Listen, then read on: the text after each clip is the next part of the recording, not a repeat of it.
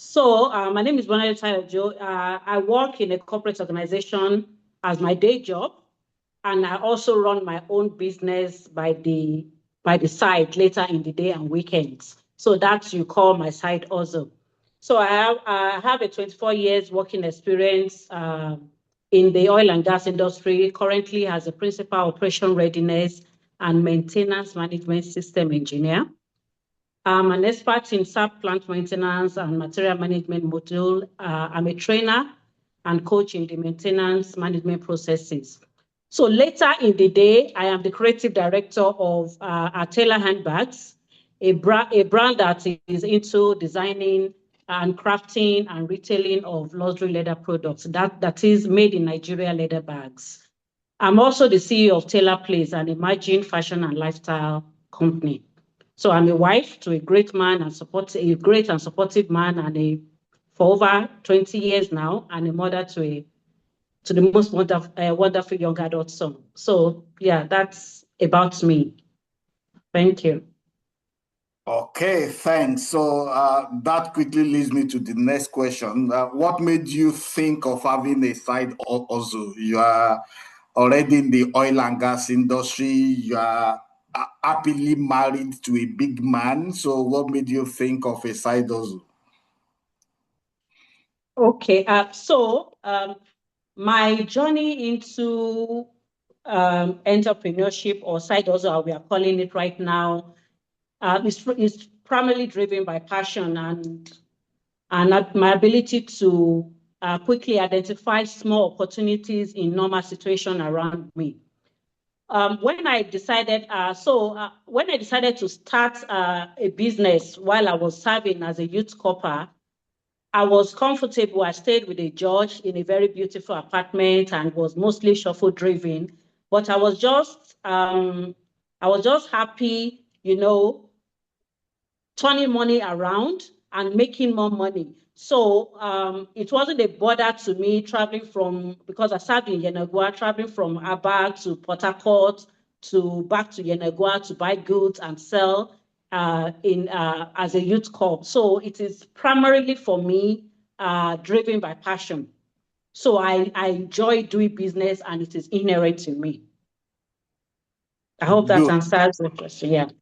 Yes, it does. So for someone who is married, who has a side job, and who has almost 2 or 3 side hustles at the same time, how are you able to strike a balance between all these commitments and demands?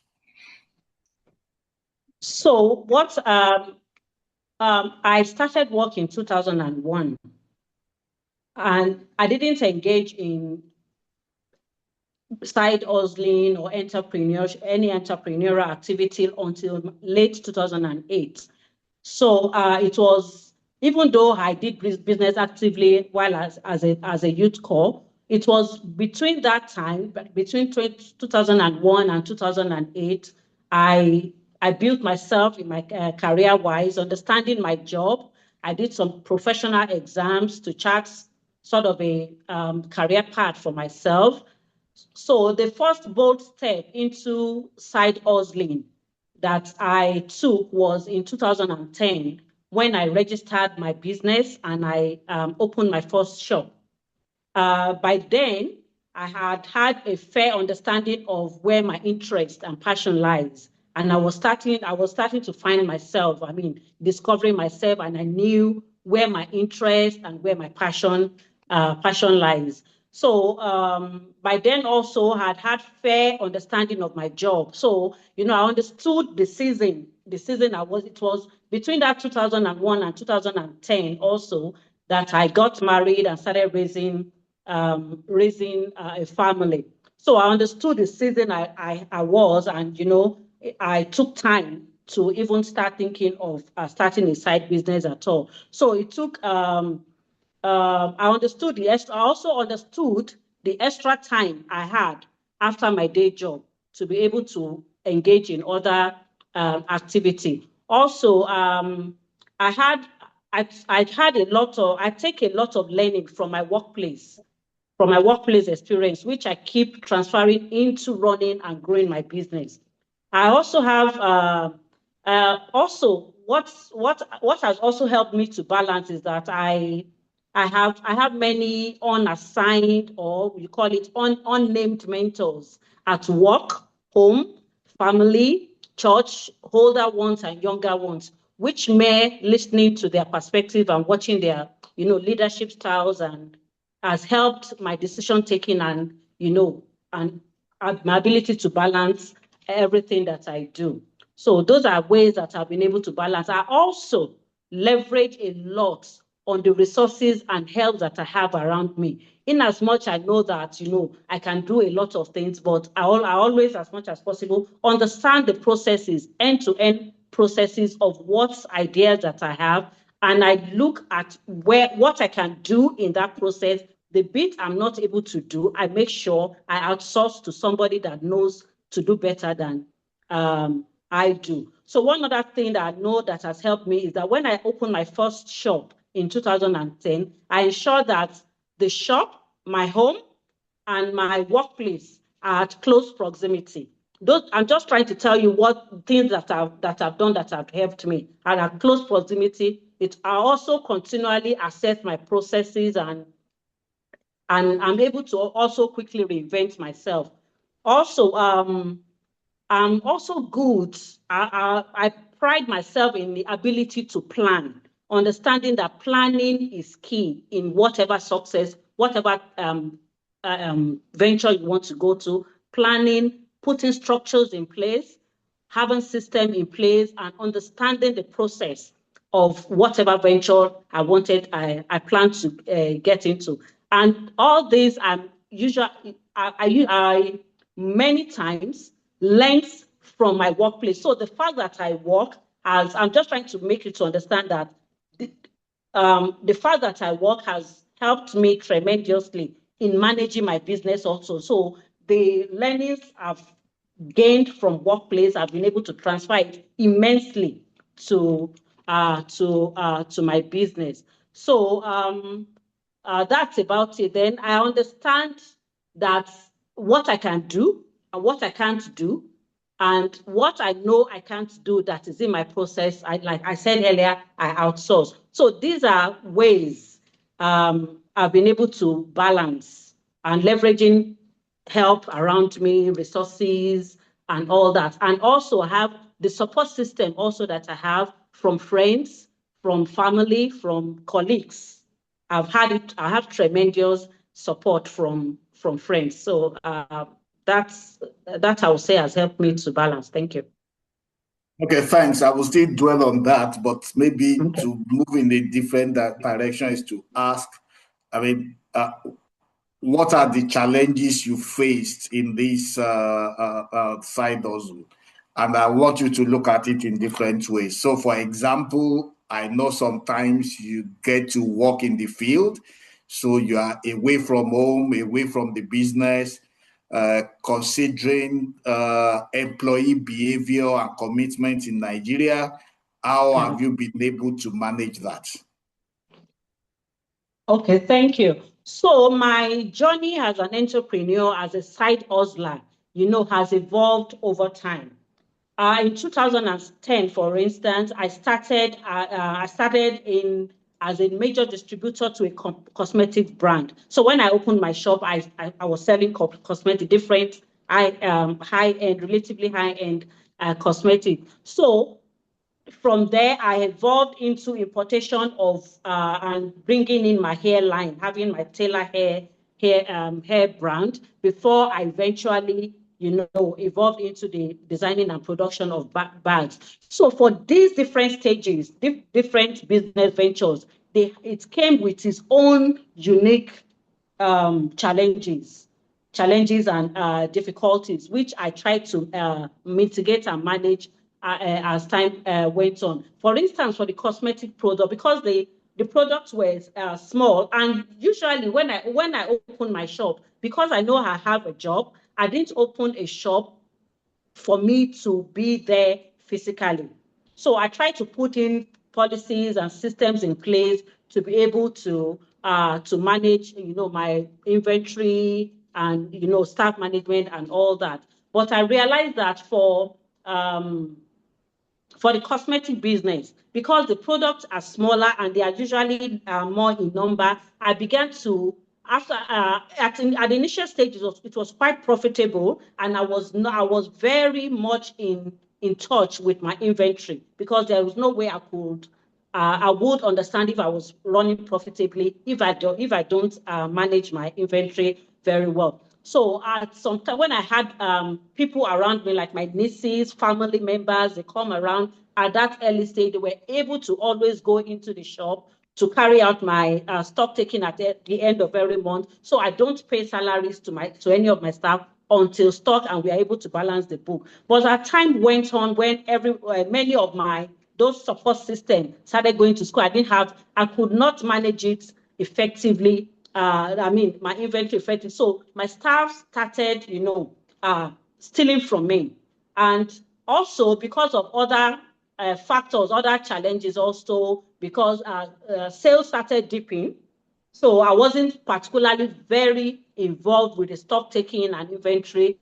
So I lost touch of things for about half part of the year. I lost quite a number of funds into based on pay frame and stealing from staff. So it's got the business, that the cosmetic business started dipping. And I realized that I could no longer manage that type of business. Not that selling cosmetic products isn't profitable, but because I run my business as a side also, I realized that it wasn't practicable for me to run that business to profitably any longer with no support around me. So I started thinking, what else could I do? It was at that point that I started, I started bringing my hairline, importation of hair, that is human hair. Yeah, that profited for a while also, but it also came with its own challenge. The challenge primarily for that was that reordering process, because at the initial stage, I got a family member, a friend that traveled out to bring authentic, very good hair for me, but reordering now became a very big challenge for me. So it was not the case of what I ordered versus what I got. So, and I'm very particular, I'm committed to delivering value to my customer at all times. So I couldn't manage that the way so that posed another challenge to me. So reordering was an issue for the hairline business. Also, after I started pondering, how could I reinvent this business? What new things could I do? Until I was introduced, I got to know about the leather industry, and that I could actually produce and make, because naturally I'm a creative. So when I talk about my passion, what I like to do, so I'm naturally somebody that likes to having a raw material and turning it into a finished product. So that excites me a lot. So when I discovered the niche into that could create in that aspect, it got me excited. So that was why I went into it. So for the challenges, there are this part of the business has its own challenge, but it's quite different from the challenges I'd had, previously. So in summary, the different ventures I've gone into have their own specific challenges, and I've been able to, find mitigations into solving them, and also to evolve over time and reinvent myself. Thanks very much. Still looking at this is around how you interface with the external environment, government agencies, and even the political environment and its impact on our business. So can you just share with us, I mean, I know about the NSAS story with your business. Can you just share with us what happened and how you were able to come out of that? Okay, that was in 2020 when during the NSAS, I have my shop in one of the malls, in Surulere. That's this Adenros Ogunsoya. That was in October 2020. So the looting, the shop vandalization. At that time, we woke up that October 20 and found out that our malls was boggled. My shop was emptied. I was able to pick one or two things from, because other shop owners, were bringing the bags. Okay, maybe when the looters, by the time they were packing something, one of the bags dropped in the other person's shop. So those were the bits that I could gather. So my whole shop was emptied. By then, by the time I calculated what I lost, it was like 13 million based on my inventory. So what happened was that the way how I was able to bounce back almost immediately was because this venture is a side business. I have my day job, which pays my salary.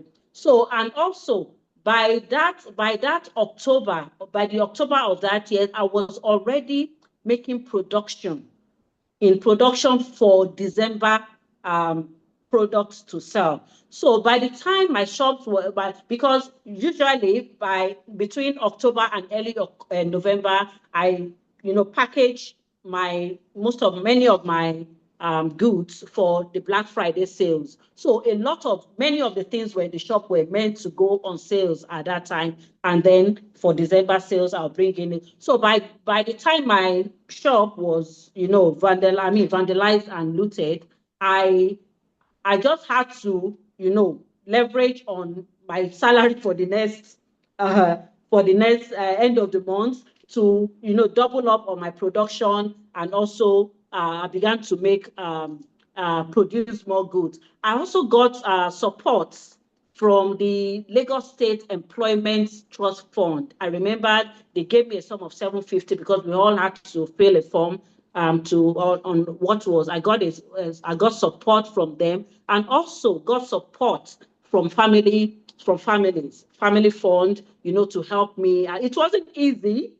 I'm here, I'm able to say it now. It wasn't easy. It was really heartbreaking and, very emotional because, these are things I've worked with. Every of my products, I've handled them. So it was really emotional for me. But these were the support I got that, I was able to quickly bounce back at that point in time. Yeah. Okay, thanks. You have been speaking for almost 15 minutes or thereabouts, so you can take a pause and take a glass of water. Thank you. And for those listening, I'm sure you are gleaning some things from our real life experience. I mean, these are not made up stories. This is real practical experience that she has had with her side hustle. You can see how she made up her mind that she has a targeted market. She wants to reach out to the high end. She has talked about quality, how she plans to maintain quality. And as bad as we say government are sometimes, you also find out that there are opportunities and avenues to get help and support, even within the government setting in Nigeria, that some or most of us may not be aware of. And that's the power of information. Yeah.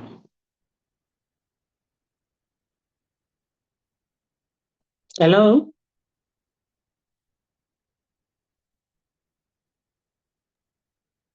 I think maybe his internet, Engineer Niyi. Okay. Maybe his Wi-Fi ceased. Oh, it's now gone off. Okay, probably it's still on. It's still on? Can you still hear me? Yes, now I can hear you. Okay. So I said someone put a question around insurance concerning what happened to your business. What do you have to say about insurance?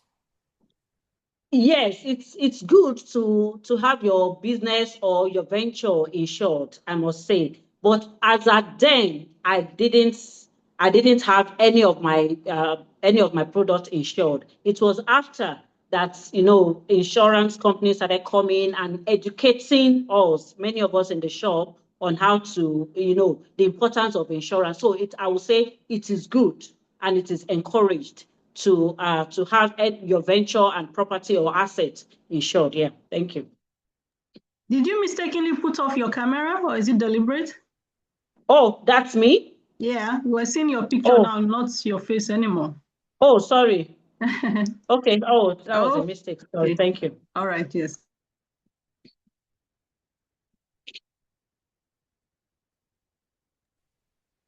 Pastor, are we able to ask our questions now, or we wait till the end? You're muted. No, I'm the one permitted to ask her questions.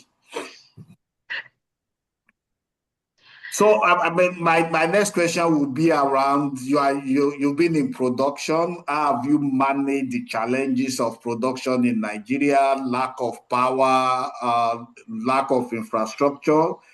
And in addition to that, you've been involved in trading, considering how people, the respect for credit in Nigeria, how people buy and we tend to hold. How have you managed this within your business? So you mean people buying in credit? Yes, people buying on credits. Okay, so for my kind of business, because I work, my first point of customers were my colleagues at work, my friends, and family. Before I even started thinking of, okay, let me open the shop and started having customers out. So there are people in my circle of influence that if at all they need to pick something from me, they are credit worthy. And I know they are people with integrity. So I even encourage some, especially with my line of business, and that's my luxury leather bags. I encourage my customers, my colleagues, my friends to do, we do payment plan, because sometimes, they just see I post a bag and they love it and they just want to pick it. It's not something they have planned for. So we do payment plan, and I've had to deal with, people with credible people and people with integrity and, professionals. And also in my shops, I have 2 shops now.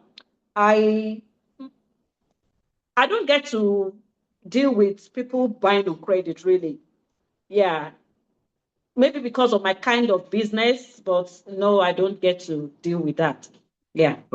So I cannot come and pick a bag and pay later. Okay. You are credit worthy now, organic. Okay. Now, I mean, so one thing I will also want to check. I know you mentioned it was around funding, but you also mentioned the second one in passing. How were you able to determine that you are making profit? Because I've seen so many people involved in side hustles, especially when it comes to women, and it's always difficult for them to know whether they are making profit. And I will give an example to put the question in context. So I know someone, when he was working, he set up a business for the wife, and they keep on pumping money and expanding the business in quotes. By the time the man retired and they need the business to now start to support the family, they just discovered that, sorry, the business is not bringing anything in. So for all those years, they never knew that the business was not really profitable. But because the man was working and they were, in quote, pumping money for expansion, it was not visible until the man retired and they now needed the business to support them. So for you, and I know there was, in the course of the interview, you actually mentioned that you saw that a particular line of business was not profitable and you started thinking of reinventing yourself. How were you able to determine that, sorry, at this point, this business is no longer profitable for me, I need to make a switch? Okay, so I said earlier also that from day one, that I started from day one of my business, I knew about inventory and stock taking. That if I'm not able to keep tab on my inventory, no matter what I sell, that I will not be able to determine if my venture is profitable or not. So I never joked with my inventory. If I couldn't do it by myself, I engage people, help for me, because for the kind of business I run as a corporate worker, I'm not always in my shop. So I need to be sure. So at some point in my makeup cosmetic business, I was running. I sold cosmetics, and I also ran makeup training. Doing training to makeup artists. I realized that initially, before I put CCTV camera in my shop, I didn't have control about the services that my staff were rendering. But when it came to my products, those products that I bought with my money, I didn't joke with them. So I knew how many lipstick, how many high pencil to the colors. And at the end of the month, we all sit down, the staff, they make the count, and I do spot check. And until the book is balanced, I don't pay salary. And from employment, I had a policy with them that for any amount that got missing after balancing the account, that will be deducted. So they knew that, and I was very strict with that. So it was, and initially the business was very profitable. But after some time that, for different factors, that things started going down, I knew I had to do other things. So for every business I did, I ensured that I managed my inventory, and knowing what was sold, what was handed over at this month, and what was left, and what I will hand over the next month. So I did that. For my production, for the production line that I'm doing now for bag, I have very good knowledge of the material, how much I buy my materials, and how much I spend on what is my overhead. And I also bill myself for my expertise, because I design those bags. I put a cost per piece on every of my product. Then all the operational costs, I put them and I spread them over whatever I produce. And at the end of the day, I pay myself. So I have very, very vivid knowledge of all my costs and what the pricing. There are lots of things that goes into even costing my products, because I also want to know what am I leveraging on, what strategies am I using, what value am I delivering, what value are my customer expected to get from whatever they get from me. So those things goes into my costing, and then I'm able to know that this business is profitable. And also, I would like to also put here, because this business, Tayo-Ojo, is a passion for me. One key profit that is not financial for me is the fact that I'm doing what I love. I'm enjoying the fact that I'm able to express my creativity in what I do now. It is, it's far beyond, for me, it's far beyond financial gain. You might ask me that, can you take the love, because I love my job, to any of the tailor outlets to pick a bag? Well, you might not be able to use it to pick a bag, but it's good for my mental health. So whatever you do, whatever venture you find yourself, what drives you, what keeps you consistent is if you are passionate and you are finding love in that. So that is one profit for me also. And also for the fact that my customers are able to derive value from what I create. It's a lot. It's always mind blowing for me, and it drives me, to always do more, to always improve on my craft, to always improve on my product and the value I deliver. Thank you. You've almost talked on the question I wanted to ask and landing up to talk, and you've mentioned it very well. What drives you is your passion, and that keeps you going during the tough times. And the fact that you are able to express yourself, your creativity is something that you enjoy, and you can see your customers being satisfied with what you do. Now, because Madam Bimbo will not forgive me if I don't allow her to ask her question. No, yeah, Madam Bimbo. You have 4 minutes for all your questions. Thank you so much, Pastor. I was here. I don't know how to describe how I was feeling. I was just saying that what Pastor is doing, is it nice? I know, okay, that's 20 seconds out of the time allowed. Thank you so much for sharing your story, Madam Bola, with us. You know, it was when you started speaking that I remember that I was once your client. Before we became friends, before we became sisters. I completely forgot. So when you start talking about your product, I'm like, yeah, that's true. Anyway. 1 minute gone. I know, sir. So that's what he does to me. He holds me so accountable when it comes to time. Ladies and gentlemen around the call, thank you so much for joining us. I hope you're learning, and I can see in the commentary box that you're all picking things from Bola's story. Now, I recall, Bola, that, and as I was listening to Pastor asking you these questions, I see that you were very, very intentional, you know, about this. We call it side hustle, but it is a big business. You were very intentional from the beginning. I don't know if you recall the conversation we had once when you asked me about trademarking. I'm not so sure how big your business was at that time. And you were asking questions about how you could trademark the name of the business and all of that. I want you to speak briefly on the importance of trademarking your business name. Okay, so hello, can you hear me? Yes, we can hear you. Yes, we can hear you.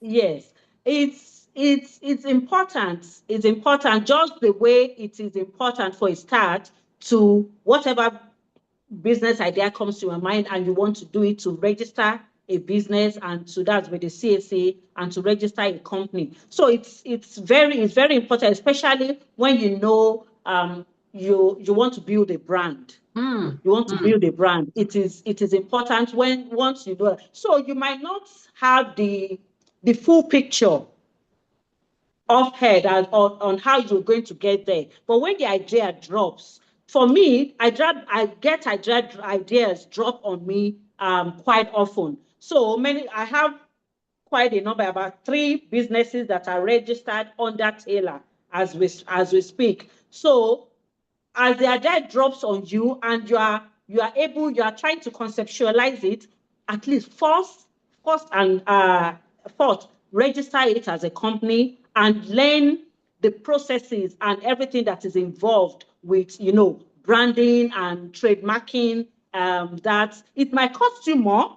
It will definitely cost you more to trademark a brand, but that is a good way. That is a good starting point when you know you have that. And because I was unable to trademark Taylor, for instance, because by then maybe internationally or somewhere somebody had picked that name. But for Taylor, I had to now create Taylor Play. So that was an error on my own part. So for you as a listener here and participant, if the idea drops in your mind, please do take that step as soon as possible. It's important, and it will also push you to do more, to learn more, and to attain more. That's what I will have to say about that. Hello, can you still hear me? Yes, we heard you, but Madam Bimbo is muted. Yes, thank you so much. I said I give all the time back to Pastor Niyi because I have so much to ask you, and he won't like that. I will be eating into his time. Okay, so thanks, Madam Bolanle, for accepting. Will be fine, sir. I know you will push back, but this time around, there's nothing you can do. Thanks for accepting to speak at very short notice, for deciding to share your experience with us, and for you being transparent and being real, without any color coding. You've told us about the ups and downs you faced, the mistakes you've made, the lessons you have learned, so that we will not make the mistake when we doing this or going up on the same path. So a very, very big thanks to you.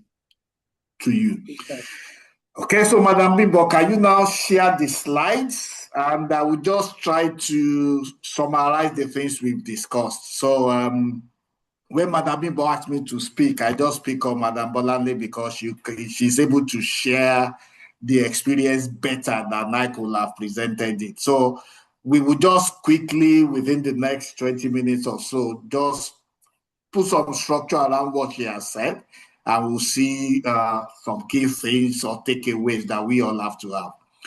Madam Bimbo, over to you. I'm sure you can share the slides from your end. Okay, so I'm just about to do that now. Okay, thanks. So while she's doing that, I will just be talking to us about making a success of our side hustle. And it will just be reinforcing some of the things that we have had Mrs. Ojo speak to us. The first thing is around having a plan. That's what I will call your business plan. Now, most people, when they hear about a business plan, they are thinking of going and getting a consultant to write one 50-page document for them. For me, it does not matter who is writing it. The important thing is the content and how correct those content is. Next slide. So the thing I want your business plan to state is your vision. What are you thinking of doing with that side hustle, with that business? What really are you setting out to achieve? Nobody can tell you that. You need because it's your business, you need to come up with what really you want to achieve. Now, if the whole intent of your side hustle is to make money, your chances of succeeding is very slim. Yeah. Because you are only going to make money if you are providing something that others are willing to pay for. So really, you need to think of what you want to achieve.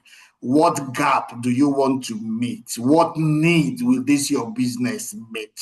That is very fundamental before you start a business.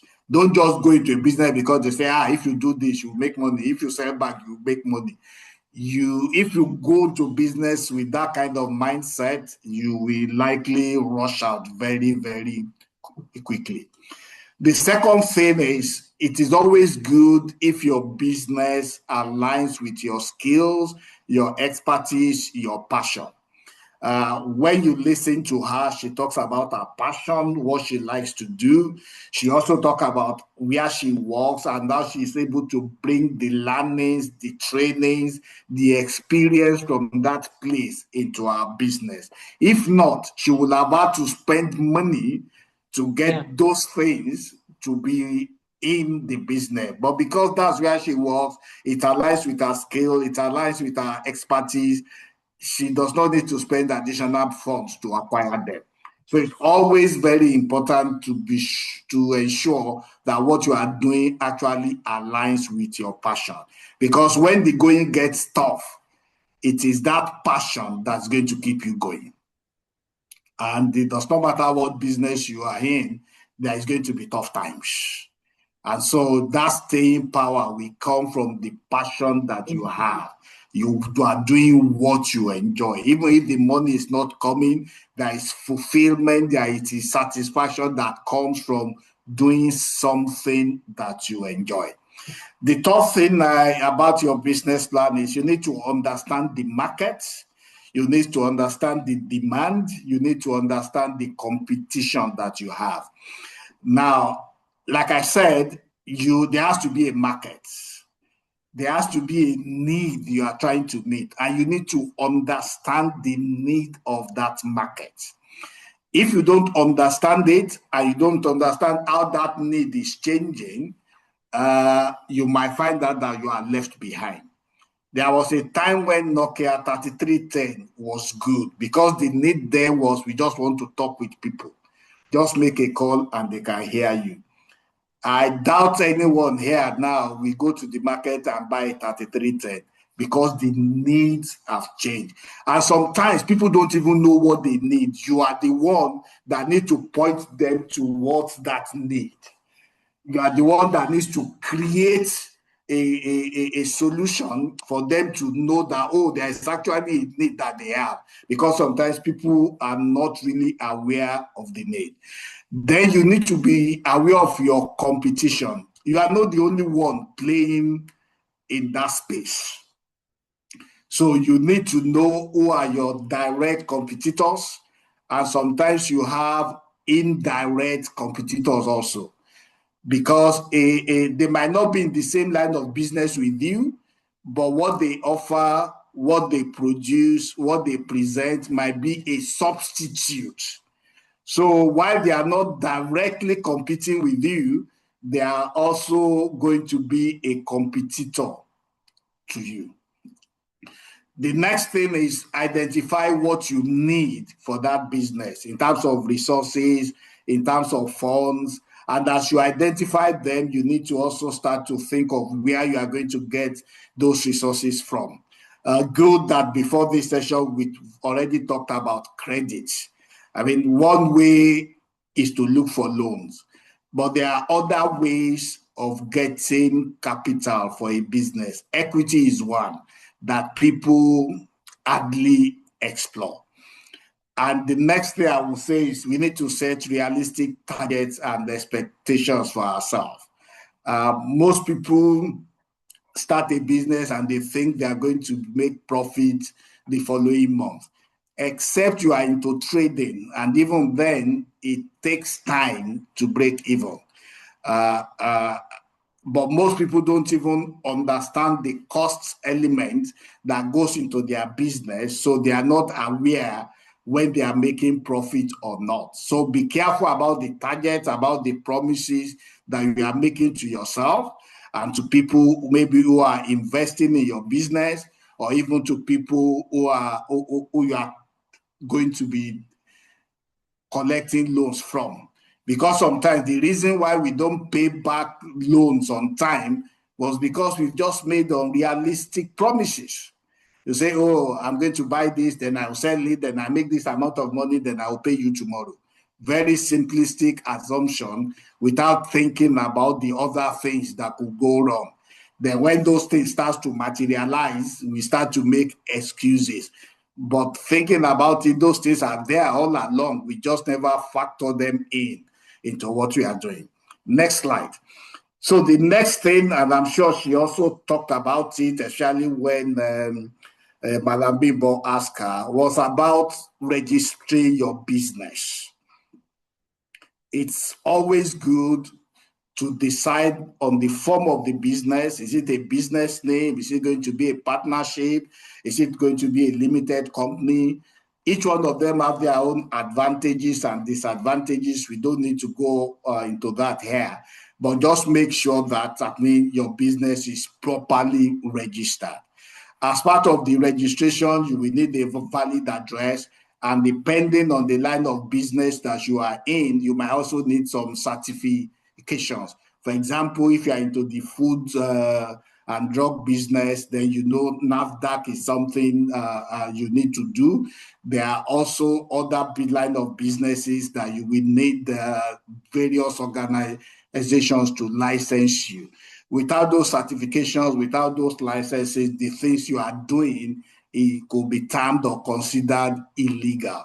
So it's very, very important that you register. And if you have something unique, you may want to even patent it so that it is unique to you and everybody will recognize that this belongs to you. Next slide. Now, having incorporated your business, you need to be clear about the identity or what you want to be noted for. So you need to build a strong brand. When she was speaking, she made it clear quality is key for her, and she wants to look at high end.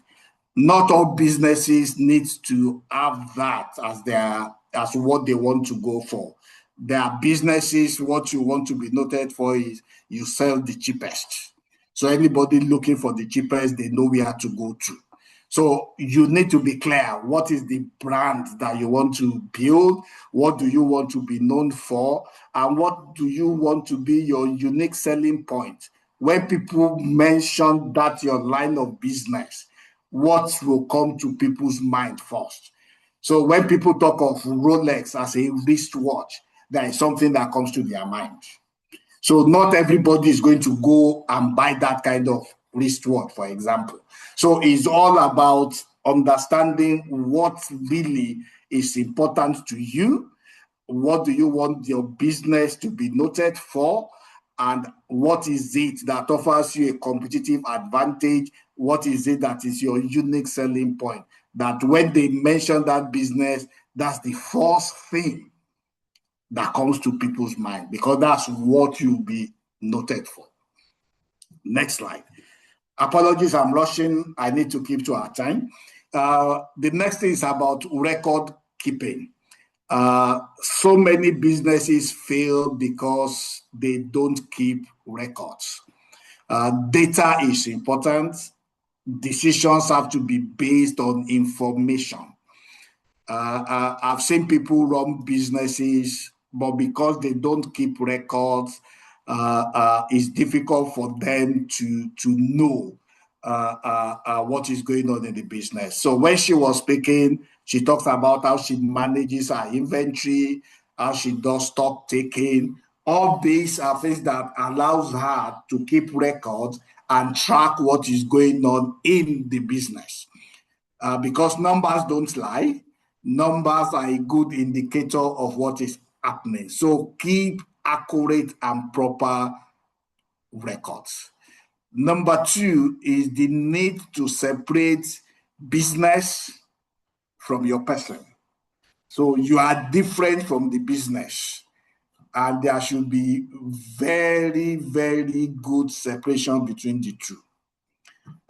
When she was speaking, and I will still come to that later, she even talked about the fact that our own time, that cost of our creativity, that is also included in the cost of the business. So even herself, she's not working for the business for free. But if you don't separate the two accounts, you will not be able to understand that. So it's always good to separate your business from your person. And your person should not go and dip hand into the business. And the business also should not come and take money from you.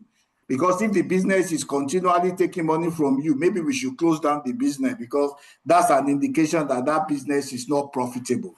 So please make sure that there is a good boundary between yourself and the business, even if you are the MD CEO. And I also always advise people, and that is even much more important now with the new tax reform bill, please open a separate account for your business. A separate account for your business. Let the business have its own money. Let the inflows go to the account of the business. So if somebody buys something for you and they want to pay, don't let them pay it into your account. With the new tax reform bill, you'll be exposing yourself to unnecessary tax liability. Tax is a separate conversation we can have, but the landscape, as far as taxation is concerned in Nigeria, is changing. And one way you can help yourself is, if you can, allow the business to do transaction on its own. Don't put yourself in between. And the last one is around filing your tax returns. You need to, there are statutory returns you have to make, and it's not always about paying money. Sometimes the government just needs to know what is happening to your business, how you are doing. And so every year you are expected to file your returns. Next slide. And I will spend some time on this. There is a difference, and I don't want to turn this to an accounting session. I'm not an accountant, so but it is always important for people to understand the difference between revenue, profit, and cash flow. Revenue profit, and cash flow. Many businesses fail, both even including big businesses, because they do not understand or they are not monitoring these three things. So let's assume that because this is a side hustle that you are doing, you are sent on training abroad, for example. That means your company is the one paying for your transport to go to the UK. It's not you. They are sending you on training. You now use that opportunity to buy goods. So I sell goods worth, maybe you bought goods worth 1 million naira, for example. And you came back to Nigeria and you sold those goods for 2 million. So your revenue in this example is what? 2 million. That's the revenue that came to you. So if I may ask, how much is the profit? Can you put in the chat box?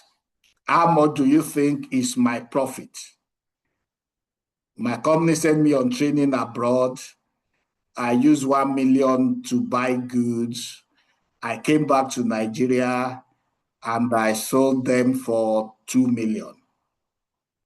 Okay. So there seems to be a consensus that the profit is 1 million. And we are all wrong, because we are just focusing on the revenue. We are looking at the profits, but we did not consider all the other expenses that went into it. So you can imagine, if I have been doing that for 1 year or 10 years, and I think my business is profitable, because you just subtract the 2 million from the 1 million, and you say, yes, profit is 1 million. By the time you leave that job and you go on that business, you are going to make a loss, because you have not accounted for all the costs associated with that business. When you leave that your employment and your company is not sending you on training again, you will have to pay for that transportation cost. You will have to pay for the flight ticket to travel to the UK to buy all those goods. And I'm sure now the flight to UK is going to cost you more than 1 million. So by the time you go and come back, you've made no money. And that's why most businesses that people do, by the time they retire, the business is not able to sustain them, because in the true sense of the word, that business was not profitable. Is it clear, please? So your revenue is good. Your profit must cater for all expenses.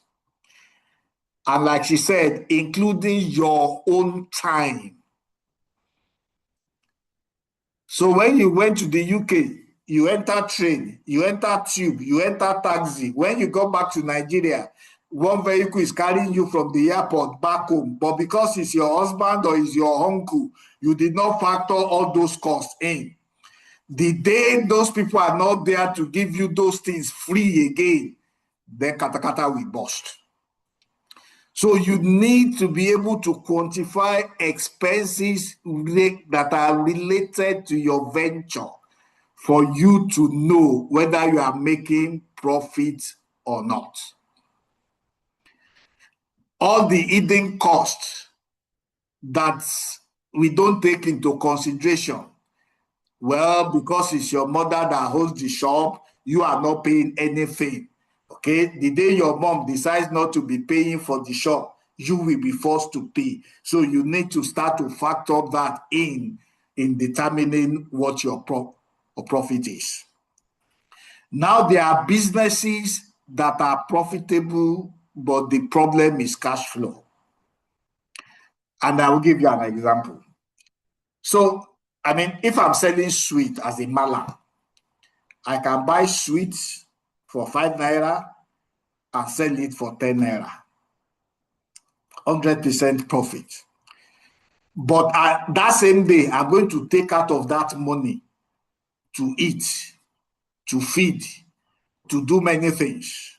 So even though the business is profitable, I don't have cash to spend. Another one is around, you have businesses that you do and all your sales are on credit. So I went to this London, I brought in goods, 1 million, I've sold them 5 million, but I'm not going to get the 5 million 6 months down the line. So while I have booked profit on paper, there is no cash. So if somebody comes to meet me tomorrow and say, how much profit did you make? I say, I made 5 million. Okay, out of this 5 million, give me 1,000 naira. I don't have any 1,000 to give anybody because the money is either outside in form of debt or it's outside in forms of inventory. So we need to understand how to determine the profit of our business. That is very, very important. And the last thing I will talk about is we need to be careful how we use debt. I won't say too much about that because we've talked about it already today. Debt could be good depending on the terms and conditions. And I know so many of us, and I'm going to close with that, who feel bad when we go to meet people with our wonderful and fantastic ideas, and we ask them to loan us money and they don't. I need to correct certain things because some of us look at those people as not being caring, as being wicked. Sometimes we that are asking for the money, we are the ones that are wicked.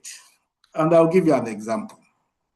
So if last year, around this time, you've asked me to loan you 1 million, and I loaned you the 1 million, and because you are a very good person, very, very good, and not many people are good, you said after 1 year, you will return the money. And 1 year after, you will return by 1 million to me. And you expect me to be happy with you. You expect me to congratulate you. You expect me to even give you an award as a very nice and well-behaved person. One thing you have not thought about is, what could I have done with my 1 million? I could have used my 1 million naira to buy GTB shares. And today, I could have decided to sell those shares and make minimum of 1 million naira profit on it. So what I did was not only to loan you 1 million, I also suffer a loss of 1 million that I could have made from my money. So you can now imagine if you did not even now pay the 1 million back. So what I'm losing is not 1 million, I'm losing 2 million.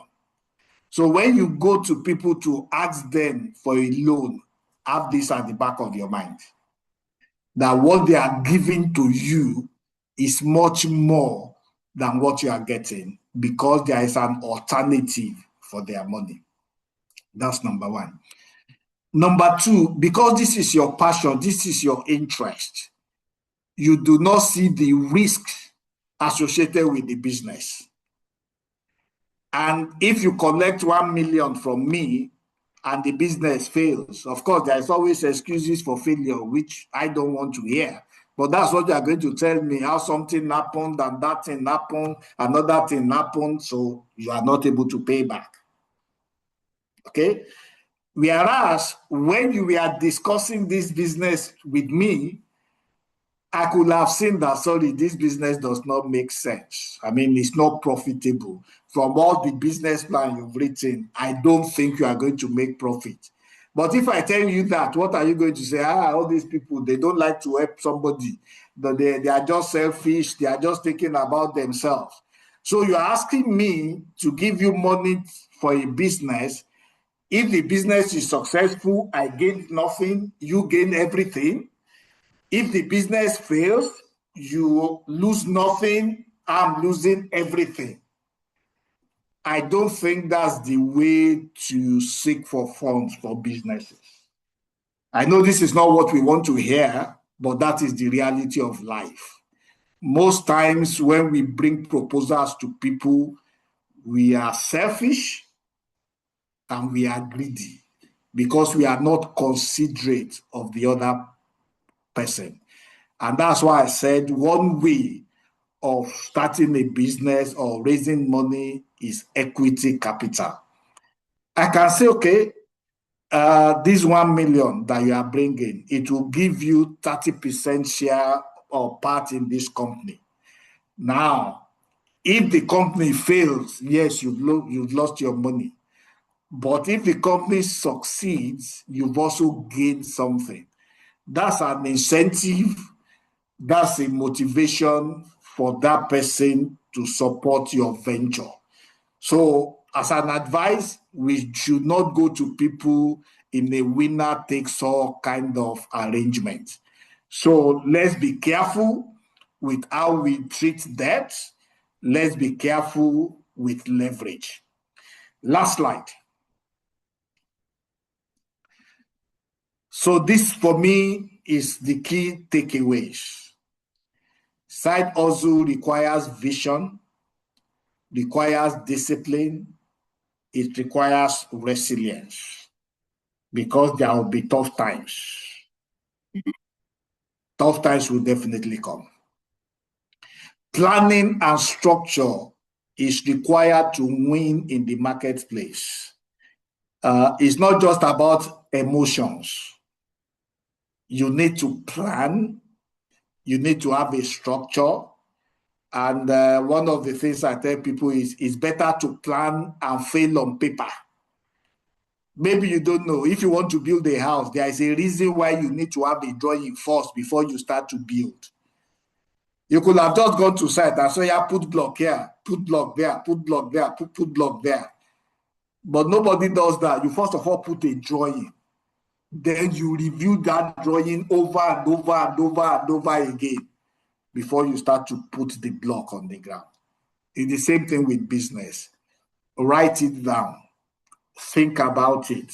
Someone talk about risks. Even get people to help you to identify the risks that you may not see. You know, when it's something about you, your passion may not allow you to see other sides of that business. It does not mean that you have to accept what they say, but at least they've told you certain things that can help you with your plan, with your structure. Lastly, success comes from consistency and wise financial management. You might have a good product. If you don't keep the right record, you may not succeed. Thank you very, very much. Over to you, Madam. Yes, sir. Thank you very much, sir. Ladies and gentlemen, can you please say thank you? Now you're showing us your face. And you did show us before. Can you please say thank you to Pastor Niyi and Mrs. Tayo-Ojo in the chat box for a very beautiful session. One of the things that we want to establish with this community is that we want, things to be better for people. We don't want to just gather around once a year like this and then go back to doing things the way we've always done things. There are so many things to take away from the conversation. There's so many things to take away from the conversation, but we all have to, how many are we now? We're 65, that's about 65 panelists. If there's anybody around the call who has just one source of income, maybe paid employment, between now and next year's workshop, I want to encourage us to think about what we can do extra? What can we do? What opportunities are available for us? What can we do in addition to what we are already doing? And if you're already doing one or two things, even like Madam Bola, what can you add to that? And that's where the E of the ESI model that we use in teaching this community comes in very important. I listened to Bola's session, and honestly, when you know someone so closely, you think you sometimes wonder that maybe there's nothing new. But I took a lot of things away from her conversation, and I do thank you so much, Bola, for sharing your experience with us and with our community this evening. Thank you so much, Pastor, for making this session what it is. Now, Bola said she found work for her extra time. She realized that she had extra time. The time belongs to her. The extra time beyond the time she was working for the paid for her employers. She found work for that extra time. So I know we have government workers around the call. I know we have people who are in business, people who are, who are in full-time employment. But what can you do with the extra time that you have? Because your employer does not own your 24 hours. When I see people doing things with their extra time, I wonder, time is money, and that's why we value our speakers for spending whatever time that they can spare to come and speak with us. They're giving us value, they're giving us money. So for everyone around the call, young people, mid-level managers, people approaching retirement, or people already in retirement, we have to take one thing away. What can I do extra? Even if you're a grandmother or a grandfather here, you can still do something. You can coach, you can do many things. And I also want to direct people to the conversations that we had. Last year, I think Pastor Niyi's session was on, I think, compound effect, the power of compounding. I don't know, I can't remember the previous year's conversation, but he has spoken severally about, how money can come from doing things on the side. Those conversations are available on our YouTube channel. I remember in 2023, we got Teju Babyface, who spoke to us from America. And he said, no matter where you are located in this world, you can do something to earn you foreign currency. Earlier on, I was talking and chatting with Pastor, and he made reference to people who are rendering services in Nigeria and are earning FX. So if you are a teacher, you don't even have to be a professional teacher. What is that thing that you can do, that you can sell, product or service that people will pay for? Oyibos, they don't do like us in Nigeria. At least a few times I've been abroad. You're in an Uber, the person is coming from work. He is in government, working for government. He has that Uber as he switches it on after work. And then something is hanging in his car and says that he's a real estate agent. That's 3 in 1. And I thank God for the impact that we are able to achieve in this community. Increasingly, people are understanding that we can't look down on any kind of job opportunity. So between now and next year, it will be very nice if we all go back and say, what can I do extra? And that's one thing where Bola had more foresight than me. I remember when I was in paid employment and my husband had business ideas, I thought because I was working for an oil and gas company, I didn't need to have a side hustle. I didn't need to have business on the side. That's the difference. Bola had that foresight. So what are you doing with your extra time is one question. And she said, and I can see it in the chat box, she translated the lessons from her workplace. She translated the lessons from her workplace and she applied it to her side hustle. Very, very profound. One thing I know about her is that she was very intentional about her business and her brand from the beginning. And give it to her, you have to celebrate her for having this foresight. She did not shy away from asking questions. I remember years back, some of the questions she asked me, I didn't have answers to, but I steered her. For example, when she had a question about trademarking, I didn't have the answers for her, but I steered her to have a conversation with a lawyer. So, and that's what we are here in this community for. Mr. Peter Olowu is going to talk to us briefly again about the prize from our sponsors from Cardinal Stone and eligibility for that prize. apart from the star prize, we had 5 people, but Mr. Lowu himself said he's going to sponsor 2 people. So we have 7 people that we will help to register. If they haven't registered the businesses, we will help them we'll connect them to lawyers who would help them register their businesses. Because I know people that I've mentored, and I think you're already able to speak, sir. I know people that I mentored that were doing so well before the EndSARS thing. And then when the federal government said people who had businesses should bring out their proposals and get some form of grants, at least I know a couple, they couldn't come forward because there was no structure around their business. And they had a thriving business where they were doing, making drinks and soap and all of that. But there was no identity, like Pastor Niyi was saying to us in the slides. No identity, no bank account to prove that they were doing business. And so if you have an idea and you think you can put your proposal together, please let us know. And even beyond the prizes and beyond what we are sponsoring, that's why we are here as a community. Pastor Niyi, sir, you wanted to say something before I put Mr. Lowe? Yes, thanks. I mean, so we had a conversation about what people can do, and I will just share some of them. I'm not saying that's what you should go and do because that might not be your passion, but it's just to let us know what is happening within our environment, and so that we open our minds to so many things.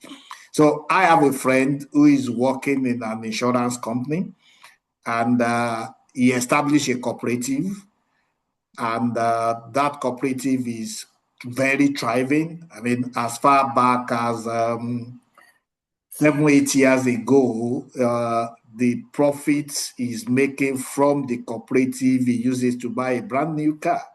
So when he buys a brand new car, it's not, in his own case, it's the amount he's using to buy the car is insignificant compared to the asset he's building.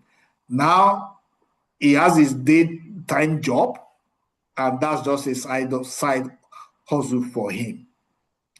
I also know someone who is a teacher, and in Ibadan for that matter. But even then, he teaches mathematics to people outside of Nigeria, and they get paid in Forex. I know another teacher who, in collaboration with others, they are teaching Nigerian local languages to people abroad. If you have read the BBC News, I think in about 3 or 4 days ago, you will have read about a Nigerian, for lack of a better word, I will call her a tailor, based in Ibadan. And in America now, when their children are graduating from what we call secondary school or high school there, and they are doing their prom, which is like a graduation ceremony for them, they are ordering clothes from Nigeria, Ibadan, for their children to wear. So you have somebody based in Ibadan who is making dollars. I mean, I went to our website, some of those clothes are $400, $700, and people are buying. So Yahoo is not the only way for people to make money in Nigeria. You know, it's very easy to think, oh, everybody is a criminal, everybody has stole money, everybody is doing illegal business. No, we just need to understand our passion, identify a need, the needs that people have, think of a way that you can meet those needs and you can get paid for them. Nobody can tell you this is the side hustle you should go and do. No, that is your job to think about what you need to do, how you can meet the needs of people, and you can get paid for it. But there are limitless opportunities all over the world. Nigeria, where you are based, is not a limitation. We are now a global village with data, with internet. Instead of spending all your time on TikTok, and send the emojis there. You can use the time to be creative and get paid for it. Thanks. Thank you so much, sir. There are so many questions for conversation. I don't think you should go away. Are you reading the chat box? I'm just getting to that now. Okay. We, for people around the call who were not part of the workshop in previous years, there's a lot of value in these conversations.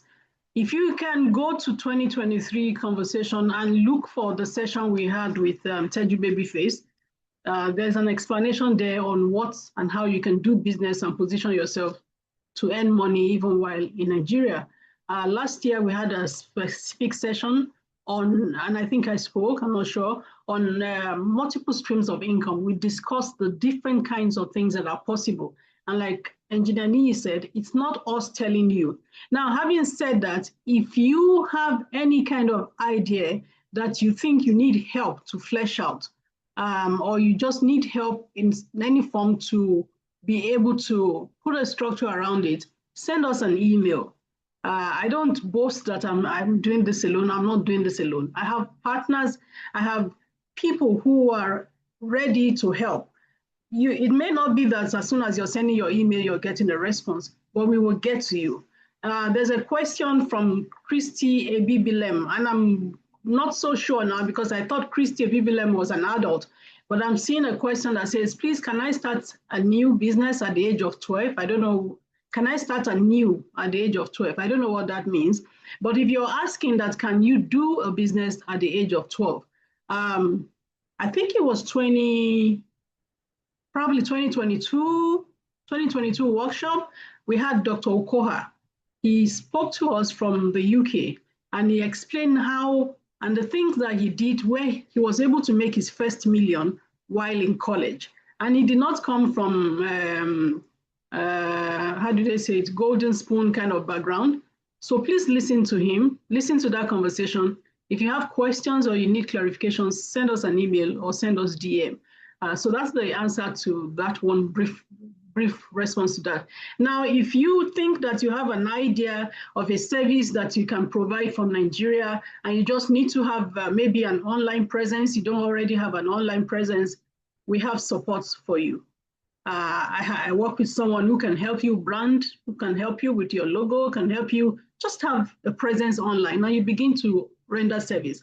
And there was something that Shayo said earlier on, and she was talking about integrity. Now, we must also be very patient when we want to grow a business. But if you put integrity on the front burner, your results, your products, your services will market you.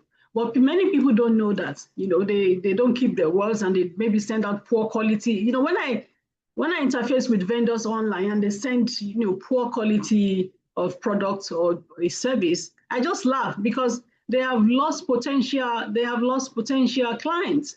If someone does something very good for you, then you want to sing out, this is the person that plaited my hair and it lasted. This is the person that sold an outfit for me and the quality of the fabric was exactly what we agreed. He went to the market, he bought the fabric, and this is what we agreed, and this is what came. Versus a person who goes to the market, you're using your mom's phone, okay, who goes to the market and buys something that is lower quality than what he quoted for. Nobody's going to market you. So there is a lot of potential and opportunity for every one of us. For business mentoring, Mr. Peter Lowe is going to talk shortly. He's available. He's a lead consultant in that area. He's going to be available to mentor our winners for free. But if you're not part of the winners for this year, and you send an email, if we can help you, why will we not help you? That's why this community is set up. Mrs. Tayo-Ojo, if I have a question for her, if there's somebody around the corner that is a lady or a man that says, I want to start a business brand, a fashion brand, or whatever brand, even if it's to offer services for, house care or something, you can learn from her. And that's why we say register, register, register, because when you register, then you can refer to your affiliation with the workshop, and then we can answer your questions. Let me go quickly now to the chat box, because we do have our final session tomorrow. Or let me take a break. Mr. Olowu, can you please explain and clarify? Yes, ma'am. Thank you, Coach BK. Thanks, Engineer Niyi. Thanks, Ms. Ojo. Great sessions.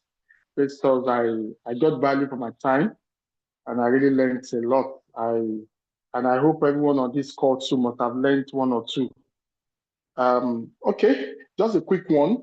As part of this year's financial literacy workshop, we shall be giving a start prize of 25,000 naira to one person and other prizes to other people. So if you are an aspiring entrepreneur with brilliant ideas, or if you own a startup or an existing micro or small scale business, or if you need a competitive edge through funding and business mentoring at no cost, then you stand a chance to win a non-repayable business grant or funding of 500,000 naira with a year business mentorship, which comes at no cost to you, which means you are not paying for the business mentorship program for a full year.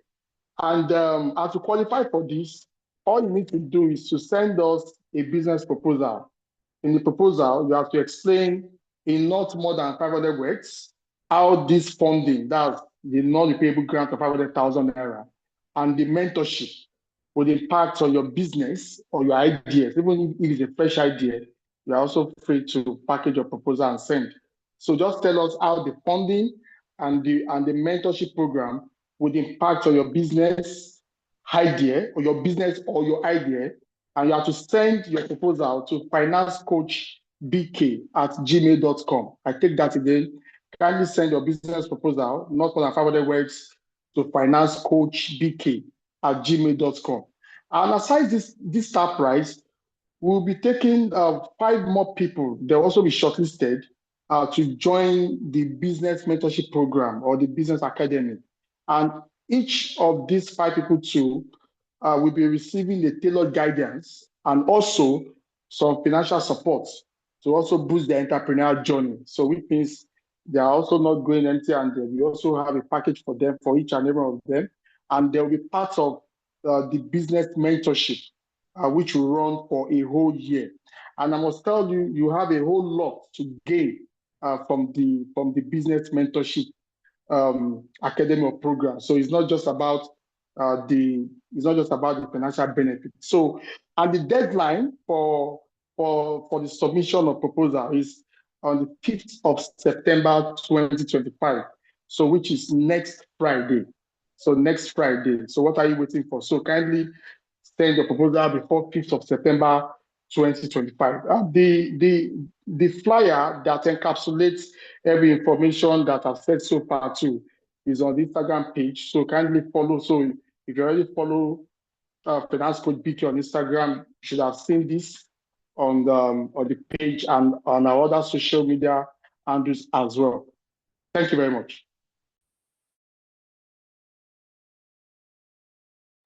Thank you so much, Mr. Lowu. Thank you for working with us to empower others on a different platform. You've done this before where you helped us to coach business people who are starting up, and we're ever grateful to you for doing this at no cost to us. Thank you so much. Engineer Niyi, we have some questions, so many questions, but we need to have a stop because of tomorrow. Have you been able to answer any? Do I need to read them all out? Or? Okay. I think I've answered some. Okay. There are quite many. A quick question for Bola. Bola, I hope you're still there. I can see you, but yeah, okay. So quick one. Somebody says, please, Ma, when you started the leather bag production proper, how were you able to manage your employees? I'm talking about trust, accountability. If in any way you felt an employee was stealing or doing something wrong, do you fire that person or you just advise them? You can unmute yourself. Yeah. Okay, can you hear me? Yes, we can. Yes. Okay, so like I said earlier, that the different type of ventures posed different challenges. So for my leather production, it's actually easier for me to manage staff and my employees now, because I'm not involved in the making of the leather bag. there are different value chain to leather production. There is the material acquisition, there is designing and all that. So there's a part I do. So, but for the retailing, I have staff in my different outlets that manages them. And usually my bag products, I made them myself. So they are easily inventorized compared to the smaller products. So that's why I could, have, multiple shops, because I make them, before I stock them into the shop, I have them, coded and all that. And so it's much easier. Then for the materials, over time, I've been able to understand, what quantity or what square foot of material will produce this design of bag. So those are the experiences that that I've garnered over time to manage it. So I'm actually able to manage employee more with this line of business than the previous ones I've had. Thank you very much. Engineer Niyi, do you want to add to that, or I should go to the next question? I think you should go to the next one. Okay. So there's another question for you, Madam Bola, and Fatia says, Ma, what is your advice for a student that is trying to manage a small business on the campus together with academics? Bringing the two together has not been easy, but I'm not financially buoyant to neglect the business.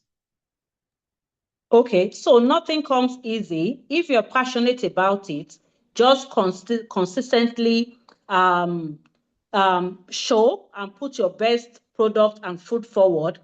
Eventually, people will get to know you with the product, with what you're doing, and you begin to get referrals. But ensure that you are giving value at all time, and and build relationship even as you go forward in that. So nothing comes easy.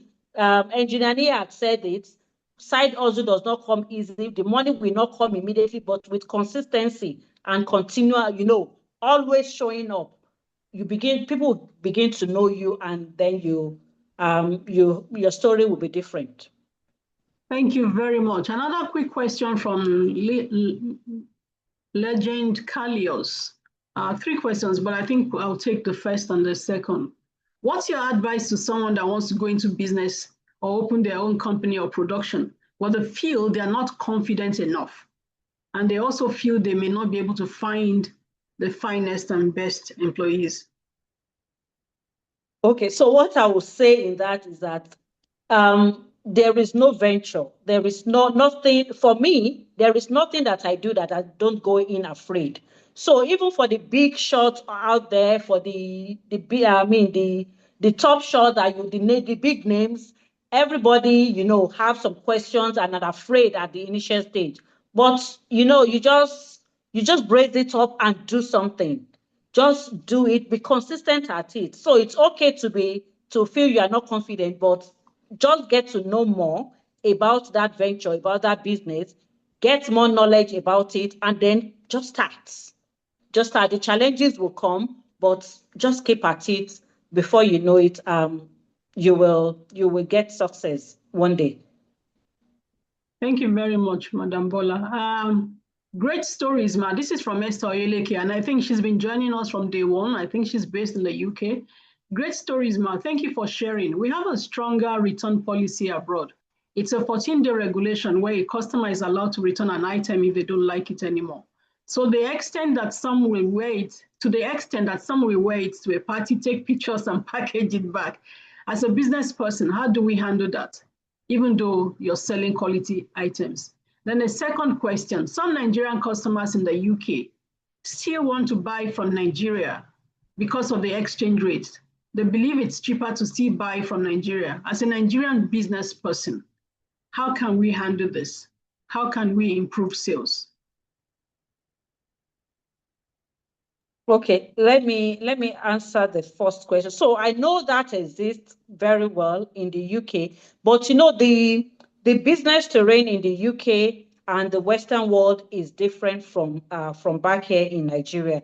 So, and for many of those companies, many of those products and those companies, there's I think it's an insurance policy that guide, such businesses in such a way that, when suppliers supply those brands, supply those companies or those outlets, there is a way the pricing is done in such a way that the company, the company would have made their profits.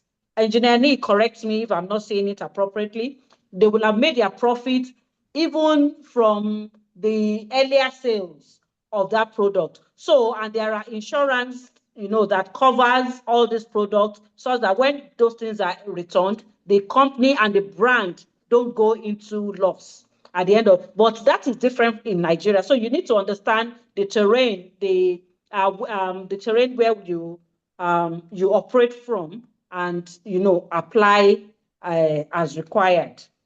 Okay. Then for the second question on doing business, wanting to do business, is it doing business with Nigerians or we sending things abroad? I think I would like maybe positioning your products in Nigeria and positioning products for market abroad. Let me read can you please read the question? Let me read it again. She says that some Nigerians still want to buy from home because it's cheaper, and that how can they, quick one second. Secondly, some Nigerian customers in the UK still want to buy from Nigeria because of the exchange rate. They believe it's cheaper to still buy from Nigeria, given the engineer, we use examples, all of that. So as a Nigerian business person, how can we handle this? How can we improve sales? Okay, so for my business, I have quite a number of customers from Canada, from the US, and yes, UK and all that. That's other Nigerians and non-Nigerians alike. So I do send through DHL, and because I operate on the social media, Instagram, so I get orders from different, even from Australia. So it's doable. It is it's something that is ongoing. There are platforms whereby we send our products to whichever country that you. So what you just need to be sure of is the authenticity of that brand that you want to patronize. Do your own diligence to understand what they offer and what you are getting, so that it will not be a situation of what I ordered versus what I got. So be sure of the quality, the value the brand is delivering, then before you make you strike your deal. Thank you very much. But there are platforms, there are companies that help with haulage. Sending things, DHL, different ones, which makes it easier. Yeah. Thank you very much. I hear you saying that the person should leverage on social media. Like you have a business page, and from your business page, people, wherever they are abroad, they see your products, they get in touch with you, and then send to them. Yeah. So if you want to increase sales for whatever product or something or service that you have as a person based in Nigeria, so your social media presence your online presence is very important. Very important. It's important. Yeah. And I said it earlier, we're willing to help anybody who has an idea and is trying to start up. We have our own, we have a team of people who can help you set you up online and, help you brand your business, because it starts from somewhere. You brand your, the niche area that you want to operate in. Okay, I think all the questions. Sorry, I have my hands raised. Okay, yes. That question, I think I'm interpreting it differently. Okay, sir. The one from Mrs. or Miss Oyeleke, Esther Oyeleke? Yes. Okay, please help us. So I think she's based in the UK. Okay. So she has customers in the UK that she's selling to. Okay. But those customers prefer to buy from Nigeria because of the exchange rate differential. Things seems to be cheaper at home. Okay, Bola interpreted it the other way. Okay. Than patronizing that is in UK. So she's correct, sir. She's asking what can she do and how can she handle that competition. Okay. So I will allow Madam Bolanle to still go ahead before I add something to it.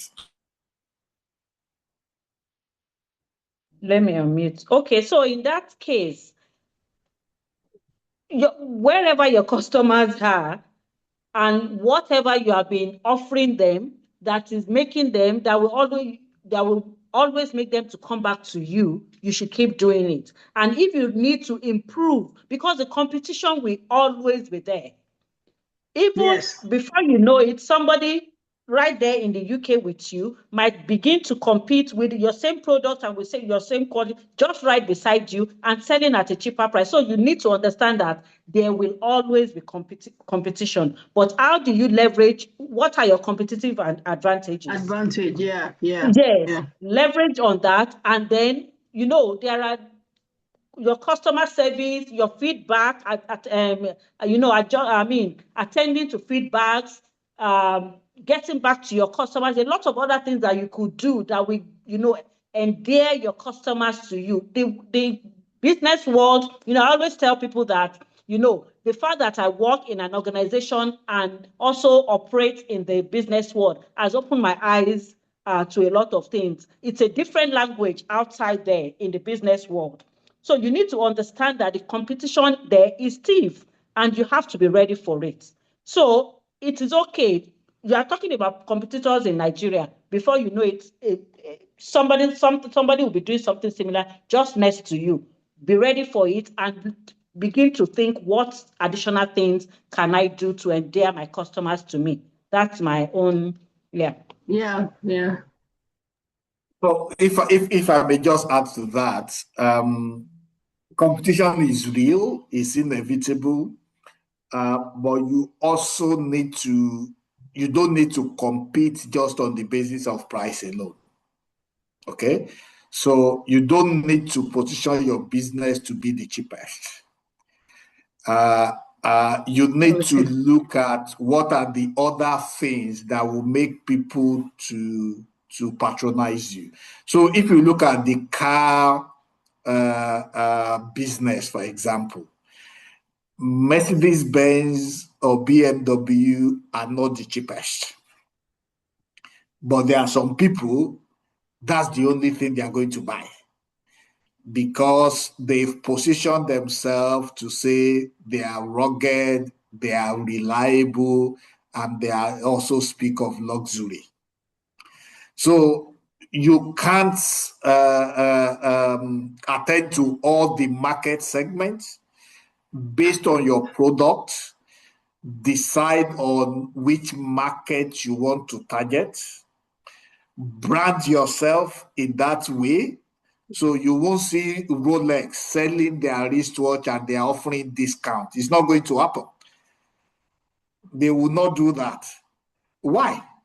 Because the people they are targeting, they are not the people looking for discounts. The people they are targeting, if it is cheap, they will not buy. So you need to decide, and that's why I say you need to understand the market, understand the competition, and determine what's going to be your competitive advantage and unique selling point. You don't have to see those selling from Nigeria as your only competition. And even if they are competing with you, you can decide to have something extra that they don't have.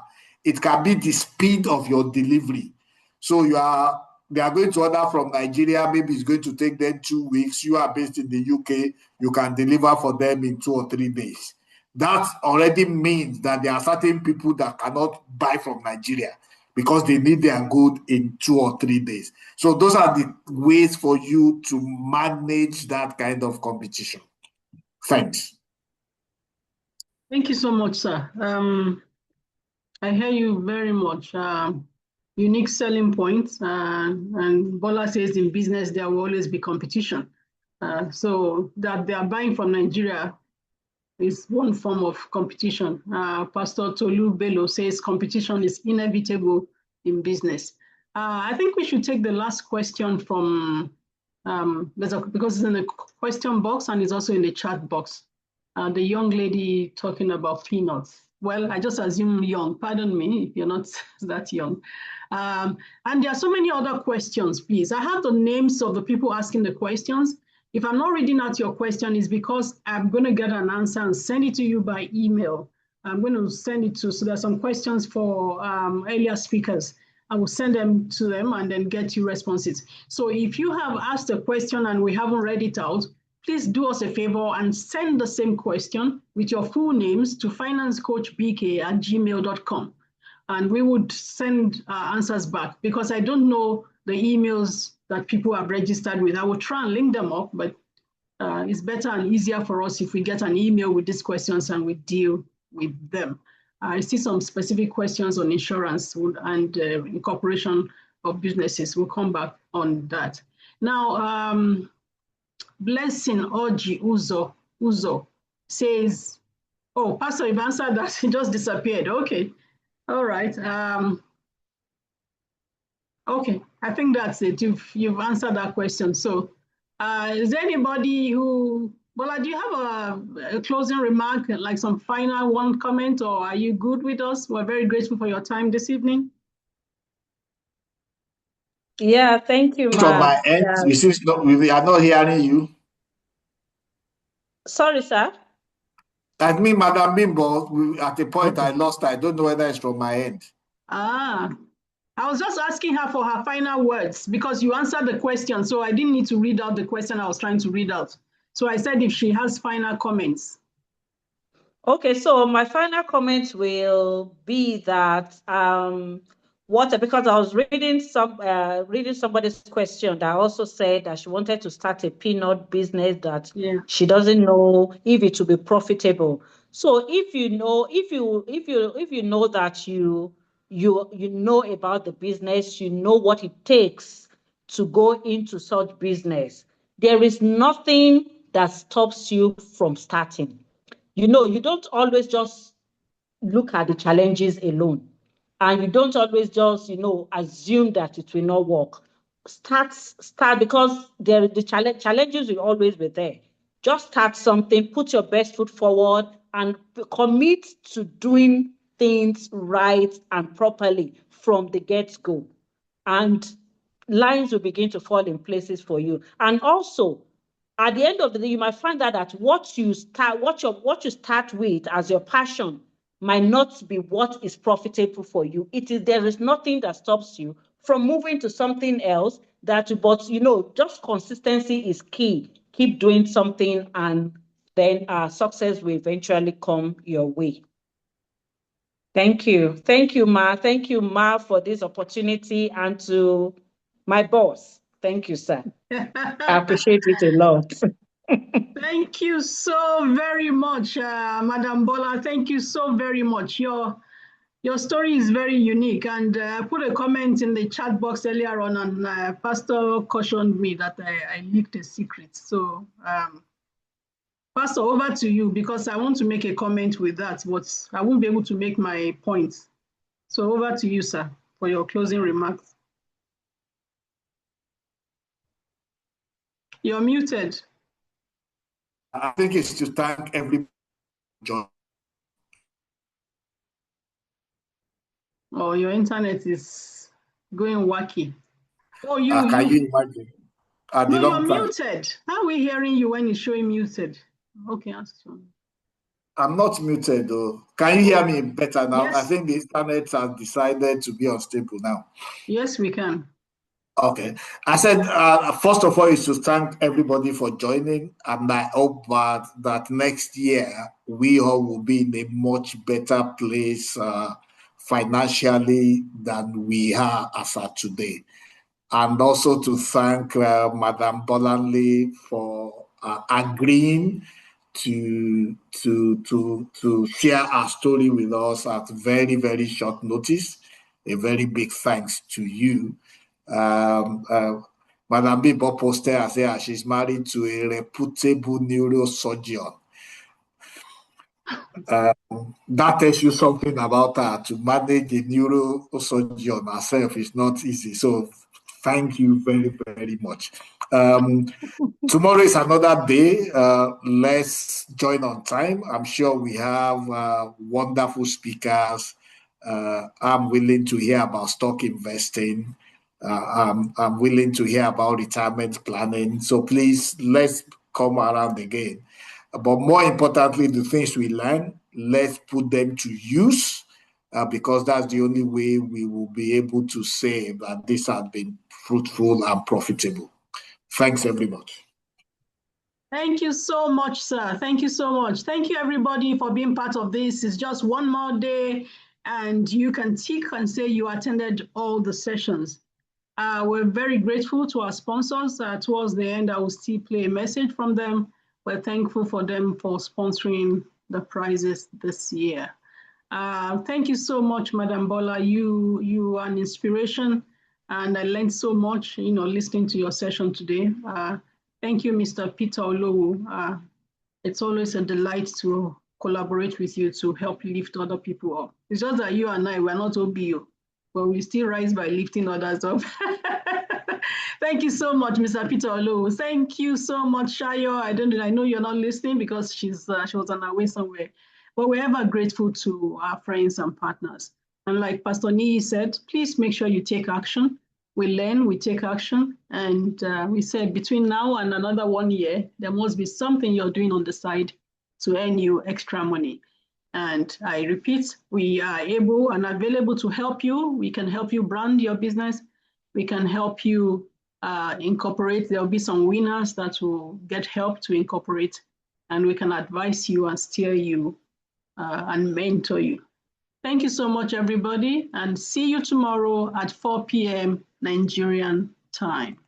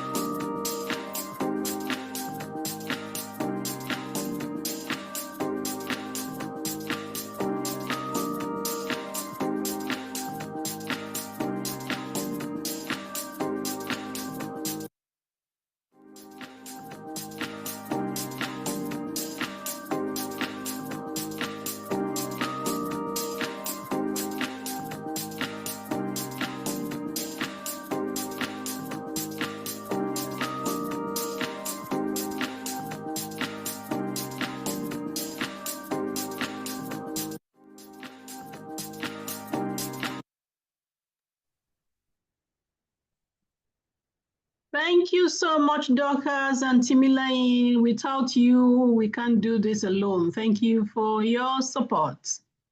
Yes. Christy Ebibilem, thank you for coming. Magistrate, Your Honor. Mrs. Famubiwo, thank you. Matthias Akende, Bukola Amos, Anuawe, Blessing Oji Uzo. I hope you put in a proposal because you seem to have a good business idea. Oheje Egbe, Dolapo Akingbomire. I hope you put in a proposal, anyone that has good ideas that think they can win, that thinks they can win. Emmanuel Usoro, Madam Oyeleke, thank you. You've been with us from day one. Godwin Ishaku, Grace Imobige, I hope I got that right. Husani Kasim, Igboke Kingsley. Kindly send your questions or send me your email because I have your questions and your name, but I just don't know which email to send the responses to.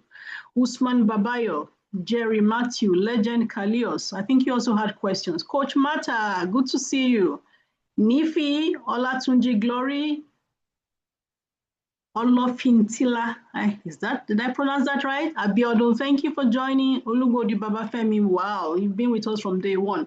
Oluwaseyi Adewumi, Omozele, Madam Roho Voapore, Escola, we don't know your full name, but you've been with us from day one. Pastor Tolu, I'm glad you were able to join today. Idowu Olufunmilayo. Thank you so much, everybody. Tomorrow at 4 p.m. Nigerian time, we continue our conversation. Thank you so much and have a good evening.